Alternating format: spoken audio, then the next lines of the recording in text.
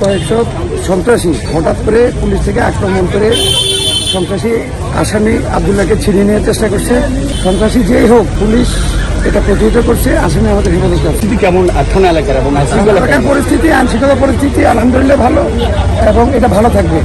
কোনো সন্ত্রাসী মহল আইনশৃঙ্খলা পরিস্থিতি খারাপ করতে পারবে না, আইন হাতে তুলে নিতে পারবে না। আপনাদের বিরুদ্ধে কি কি অভিযোগ রয়েছে আপনাদের ইতিমধ্যে? সেটা আমরা খতিয়ে দেখতেছি। খতিয়ে দেখার পর উদ্বোধন কর্তৃপক্ষ আপনাদেরকে সেটা অবহিত করবে।